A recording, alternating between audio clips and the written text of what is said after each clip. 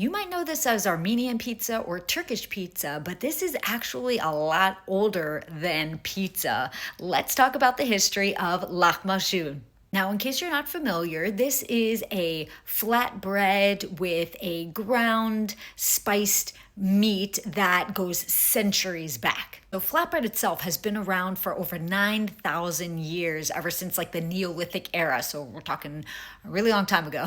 And in the ancient Near East, think Mesopotamia, people were putting toppings on their flatbread. And lahmacun grew out of this tradition of the toppings on the flatbread from the Levant and Anatolia. By the time of the Ottoman Empire, lahmacun was already a staple. People were like, we're loving it, we're having it, we're used to it, this is wonderful, chef's kiss, amazing, mwah. In cities like Aleppo, Gaziantep, and Istanbul, they would have these really cool community bakeries, if you will, where people could take their own dough. They make their dough at home, a little DIY project, but they don't have these fabulous kind of wood fire, or like amazing what are they called? Ovens that really produce this type of very crisp and perfectly baked flatbread. So they could come to these bakeries, and the bakers there might take a small fee, and they would bake them for them. Now, what's kind of ironic, or not ironic, but just very interesting, is that one of the main components, ingredients here, the chili and tomato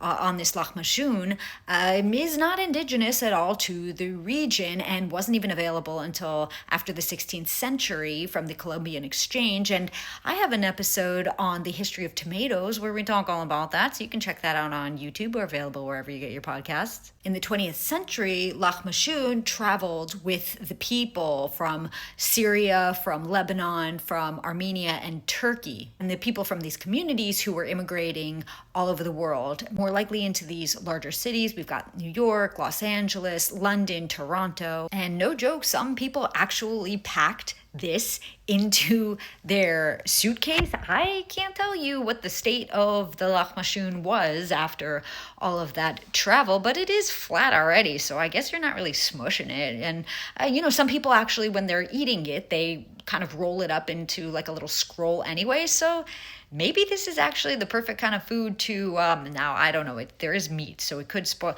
I don't know, you're gonna have to ask somebody who did this traveling with it, but there's a lot more history that goes into it that these short videos just can't cover. And if you want to learn more about the history of lahmacun, you can tune into this episode of Sprung On Food on YouTube at the I Am Sprung channel, or available wherever you get your podcasts. Just search for Sprung On Food.